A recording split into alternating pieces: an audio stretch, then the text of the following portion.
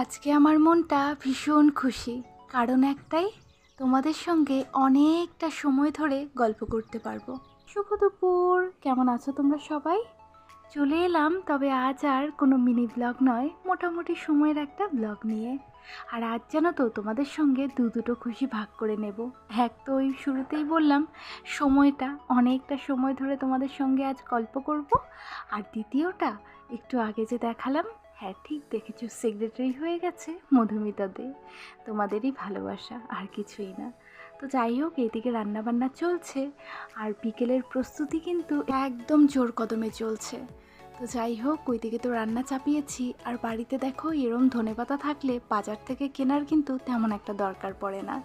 তবে খুব বৃষ্টির জন্যে অনেকগুলো গাছ না নষ্টও হয়ে গেছে, পাতাগুলোও কমে এসেছে। তো যাই হোক, এদিকে ধনেপাতা তুলে নিলাম, মাংসের ওই গ্রেভিটায় দেবো। আর মা এদিকে ওই যে বললাম বিকেলের তোড়জোড়, সেটাই চলছে। আর এইদিকে দেখো আবারও চলে এসেছে কাকেরা।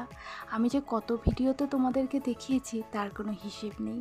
আসলে সারাদিনে যখনই আমায় দেখতে পায় তখনই চলে আসে।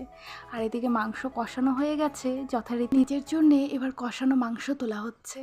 তো প্রত্যেকবার কিন্তু এটা না ভুলে আমি নিজের জন্য তুলে রাখি। তো ঝাড়ু, এই হচ্ছে ঘর, এই হচ্ছে চৌকি, আর ওই দেখো, এই যে এটা দেখা যাচ্ছে, ওইটা ওই বাড়িতে কাজ হচ্ছে, ওই বাড়ির কাজের জন্য। তারপরে এইদিকে বাচ্চা একটা, ওই দেখো ওই যে পুরোটা, এগুলি হচ্ছে অত্যাচার।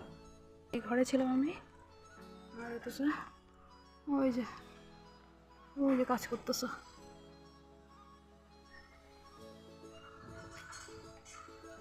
এই তো, এই হচ্ছে গরিব মানুষের উপরে অত্যাচার, বুঝতে পারলাম।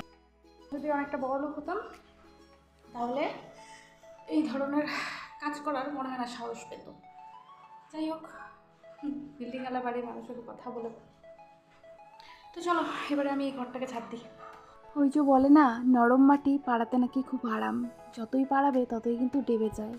তো সেই দশাই হচ্ছে আমাদের। আসলে গরিব মানুষের আওয়াজের কোনো দাম নেই। বহুবার বলা হয়েছে যে তোমরা যে বিল্ডিংটা বানাচ্ছ, একটু ভালো করে এই কি বলে ওগুলোকে, নেট, হ্যাঁ নেটই তো বলে, তো সেইগুলোকে টানিয়ে নিয়ে তারপর কিন্তু কাজ করো। কিন্তু কার কথা কে শোনে? আসলে টাকার জোরই তো আজকে, মানে জোর যার মুলুক তার, টাকার জোরেই কথা বলে। তো যাই হোক, তারই কিন্তু এবার আমাদের মাসুল গুনতে হচ্ছে। দেখতেই পেলে, জানি না এখনও যেহেতু বাড়িটা কমপ্লিট হয়নি, আরও জানি না কত যে আমাদের বাড়িতে নষ্ট হবে। তো যাই হোক, এদিকে আমি আরেকবার ঘরটাকে ঝাড় দিয়ে একদম ডিপ ক্লিন করে নিয়েছি। আর এদিকে 3:12 হয়ে গেছে, এবারে আমার খাওয়ার পালা, কেননা এখনও কিন্তু আমার স্নান হয়নি, খেয়ে তারপর করবো। কমাও, এত ভাত না বাবারে। হ্যাঁ আর একটু উঠাও, এত ভাত ভালো লাগে না। হ্যাঁ ঝাঁকাই তো থাকে, খালি ঝাঁকাই। আর এদিকে আমার মা যখনই আসবে আমার ভাত দিতে, তখনই মানে যতটা পারে ভাত দিতেই থাকবে, দিতেই থাকবে। একেই তো বলে মায়ের ভালোবাসা। তাহলে দাও।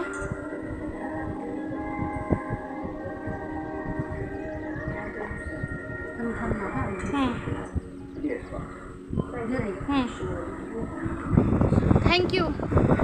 রবিবারের ভুরিভোজ সেরে নিয়েছি, এবারে চলছে সন্ধেবেলার চা বানানোর জন্য সমস্ত সামগ্রী বের করে নেয়া। আর মা এইদিকে করছে রবিবারের রান্নাঘরের ডিপ ক্লিনিং। এটা কিন্তু প্রত্যেক সপ্তাহে মা একদম এইভাবেই ঝেড়ে মুছে ধুয়ে পরিষ্কার করে নেয়। তারপরেও জানি না এত এত নোংরা কোথা থেকে চলে আসে। দেখে মনে হয় যে কি যেন 1 মাস ধরে হয়তো হাত পড়ে না এই রান্নাঘরে। তো যাই হোক, এবারে ফ্যানটা নিয়ে রাখা বাকি ছিল, এটা নিয়ে রাখছি। আর তার সঙ্গে এবারে বের করছি একটা চাদর। আসলে এত এত মানুষ আসবে তো।